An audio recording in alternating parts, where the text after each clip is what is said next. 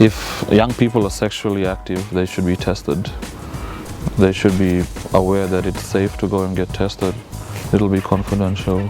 It is very important that young people get tested because it's their future. Like if they want to have children, then they need to know about STIs.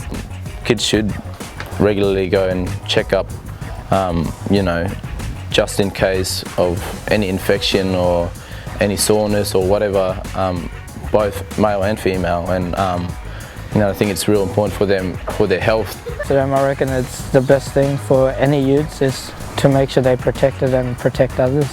You know, it starts with you, so if you make the initiative to go get the test, then if anyone you've been with, you can let them know. It's sort of breaking the cycle of it ongoing.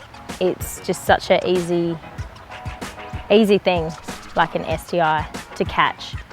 And if you're not safe and if you're not getting tested, then it's just, you'll pass it on to the next person. So I think it's really, important to get tested. If you do keep on getting STIs, then it'll just hurt you. You know, you get scars on your inside, and then when you're settled, you're gonna make your own family, then it'll be very hard trying to make your own family. It's good for the personal health and for the community as well. And yeah.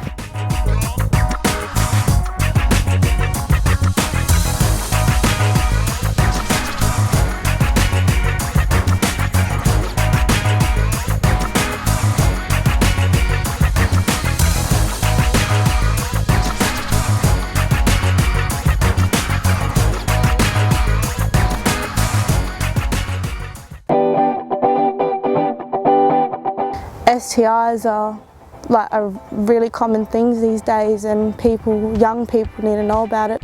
Let's cut to the point. We all like sex. However, when you have sex, there are some risks that you should be aware of. One of these risks is catching sexually transmitted infections, or STIs. STIs can be passed from one person to another person during any type of sex, including vaginal, oral and anal sex. You don't know by looking at someone that they have an STI, and you don't know how many partners the last person you slept with has had. You could be with one person once and you could get something from them. Like, you know, it doesn't take everyone to sleep with it. It could take one person and you could get something from them, Because no one's exempted from it. Like, everyone is at risk and everyone can get it, There are 4 really common STIs in remote communities. These are chlamydia, gonorrhea, trichomonas and syphilis. These bugs have 4 things in common. Firstly, they mostly affect our young people aged 15 to 30 years. Secondly, they are sneaky. Most times you will not know you have an STI, as they mostly don't have any signs or symptoms. You could have an STI and you don't even know about it. Thirdly, without medicines, these STIs can spread through your body and harm you and even cause infertility. I'm sure everyone wants to have babies, and that sort of things that stops us from having kids and making our new generations. And lastly, if untreated, they are all no good if you are pregnant, as they can harm you and your baby. The good news is that for all these STIs, they are all easily tested and treated at the clinic. The nurses, they don't make you feel uncomfortable. They don't look at you like you're weird, you know. Even they themselves do get checkups. If you get a test for STIs, the clinic will keep it private, and they can all be treated with medicine and cleared up soon afterwards.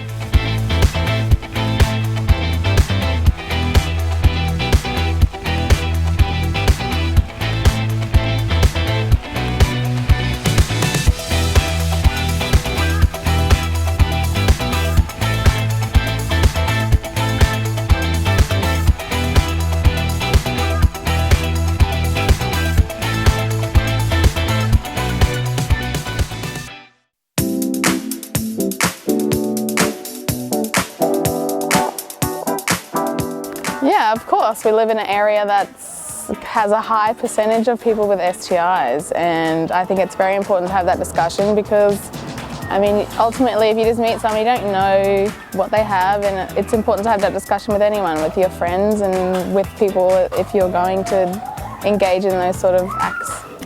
I think it is important that young people have these conversations, even though it's awkward and it is scary, you know, and it's all unknown and mystical, but I think you do, as young people, you know, it's important that you have these talks. It's a very serious thing, STI, and you know, sex, it's normal.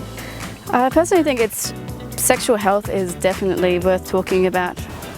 Oh well, for me, for my sisters, yes, I do talk about it to my brothers and sisters, but I don't know to other young people.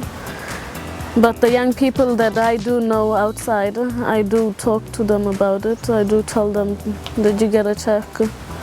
Did you get a health check? And they're like, no, I'm shame. And I'm like, it's no shame.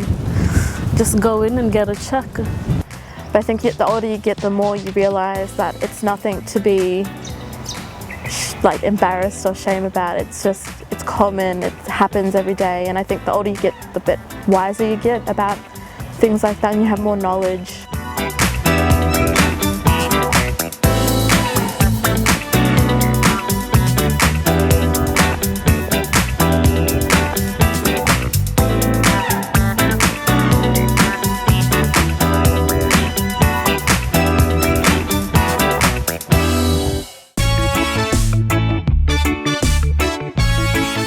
We talk about STIs, HIV, herpes.